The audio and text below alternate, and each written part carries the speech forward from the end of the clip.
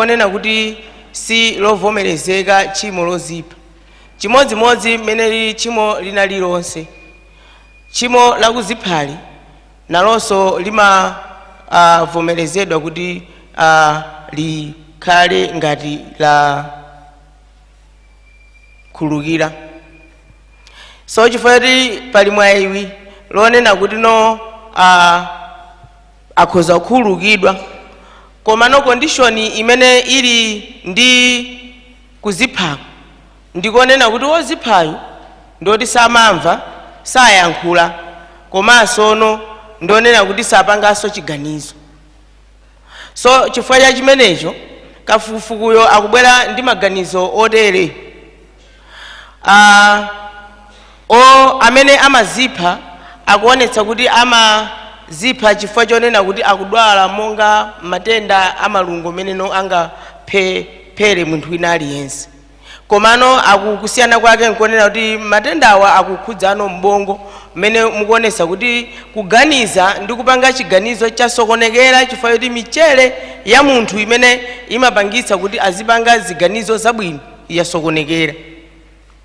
Zikuchokerano m'buku la anzathu olemba mene akutchula mayina achiyankhulidwe china Batha, Dese ndi McBride zolembedwa mu 2021 komanso Hajiof and Barat zolembedwa mu 2022. Buku linanso limene lachitidwa kafukufuku uphungu wathu umene umafukula za mawu athu a Mulungu Bible Research Institute kumene koko kuliso kafukufuku wachitika ndi achina dress mu 2023 komanso 2024. Chifukwa cha chimenechi akunena kuti sibwino kuti tipereke punishment kapena chilango kwa munthu amene wafa kapena kwa munthu amene sakupuma sibwino chifukwa chonena kuti munthu uyuyu sangamve komanso nde kuti zamvuta sizili bwino. Zachipatala nawonso aona kunena kuti atafufuza chifukwa chachani zimapangika izi anena kuti pali michere yambiri imene imasokonekera mthupimu komano michere iwiri yayikuluikulu umene amatchula kunena kuti serotonin ndi dopamine amene zikangokhudzidwa ndi zochitika bongo wake umakhala wa munthuwo mwina umatsika kapena umakwera nde zikatere amasokonekera mapangidwe ake a ziganizo. Chifukwa cha chimenechi munthu uyuyu nde kuti ndi matenda amene akukhudza ubongo umene ungapangisa kapena apite mbuyo.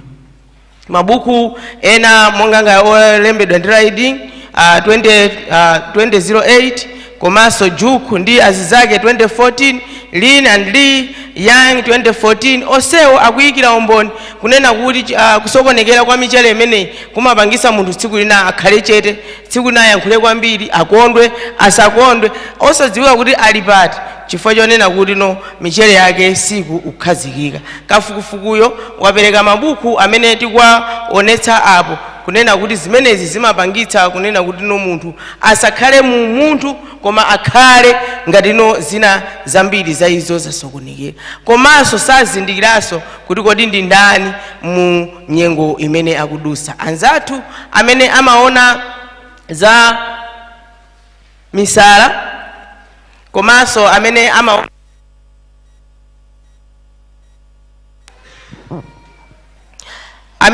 za misala ndi ubale pakati pa wina ndi nzake apezanso kunena kuti kuziphako ndi nkhani chimodzimodzi yomwe ndakamba kunena kuti michere yasokonekera wina ngwambiri wina wachepa mwina mulibiretu so zimapangisa kunena kuti kukhala kuweruza kapena kupanga chiganizo kumakhalano kovuta chifukwa cha chimenecho. Munjira yoti taona kwambiri azachipatala ndi komanso kodi Bible likutuza kuti chani pa nkhani ya anthu amene wena kuti mulizisanso za anthu amene wena michere yawo idasokonekera. Mukawerenga m'Bible muona kunena kuti tikukamba za nkhani ya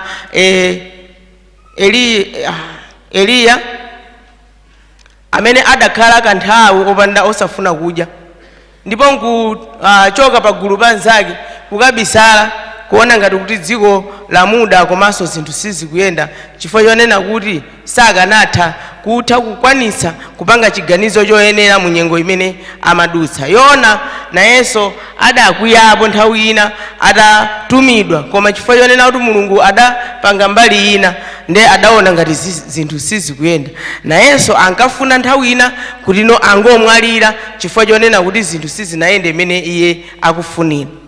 Mavesi angapo ameneno ali musimo tikawerengano Matthew chapter 27 verse 5 18 komanso Samson uyu nyamala wonyamulano chishango kapenano mkondo wa Sauli, na onsewo adakhala ndi maganizo oti aziphe. Bible lathu likutiuza kunena kuti pambali ponena kuti kumachitika izi, pambali ponena kuti anthu amazipha, inde akazipha amakhala mu state yanji, mu nyengo yanji. Nde Mlaliki chapter 9 verse 5 akunena kuti chifukwa choti amoyo amadziwa kuti azafa, komano akufa sadziwa kanthu chani paja. Chimodzimodzinso tikawerengaso kunena kuti tikawerengaso Yobu verse 21 akukambaso mawu oterowo kunena kuti chifukwa chonena kuti kunali vana ndipo anawa sanadziwe, komano zotuluka mwa iwo ndi zimene sizidaonenso kama sizidadziwikenso. Chifukwa cha chimenecho tiona kunena kuti ngati zotuluka zili zoufa zikhoza kukhala zosokonekera komanso zosakhala zopanda chiganizo chabwino. Munjira ina tikumva kunena kuti Bible lathu likukakamiza kunena kuti ifeyo tione ubwino kapena kuyipa kwa kukhala ndi awo amene akulira. Nde Aroma akutiuza kunena kuti kondwerani ndi awo akukondwera. Chapter 12 verse 15 lilani ndi awo amene akulira. Komanso tionanso Job chapter 2 verse 11 pakana 13 kunena kuti pameneno Yobu anake onse atamwalira, chuma chake chonse chitatha, abwenzi anabwera kuzakhala naye kuzamtonthoza, komanso kukhala ngatino ali pomwepo kupezeka kwawo kudachitira kuti papezeke kuti pakhala ngati pakufunda ngakhale sadayankhule china chilichonse kwa masiku 7 amene anakhala nawo. So imfa ikuchitika chotere, komano ife tikulimbikitsidwa kunena kuti pambali ponena kuti imfazo zabwera tikuyenekerano kukhala ndi anzathu. Ingakhale imfa ya mtundu wanji, kaya nja matenda amene timadziwa tazolowera, komanso ngakhale ya matenda amene achokera kuchokera kusokonekera kwa ubongo mpaka na munthu kusankha kapena kupanga chiganizo chozipha, tidziwe kunena kuti ndi udindo wa mpingo kukakhala ndi olira ambale amene watayikawo, kukatonthoza nkukakhala nawo.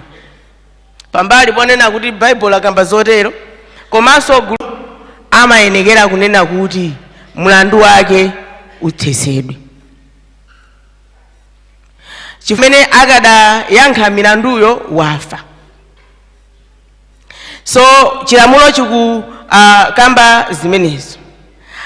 Mawu ena ameneno akulimbikitsa kapena akuyika ndemanga pa nkhani zimenezo ndi nkhani yonena kuti munthu amene wamwalira amakhala kunena kuti sangathenso kuyankha milandu yakeyo. Munjira ina zimenezozo zonena kuti ali ndi mlandu ziyimitsidwe ndipo zithesedwe, chifukwa kuti mwini wake wayankhayo kulibeko. Pamene tikuyang'ana munthu amene wachimwa ali ndi mlandu ku khoti, tili ndi zitsanzo zomveka bwino. Ndemuona kuti ku Malawi kuno kuli achina milandu yonga ngati yonga V Kenneth komanso Kenneth Moses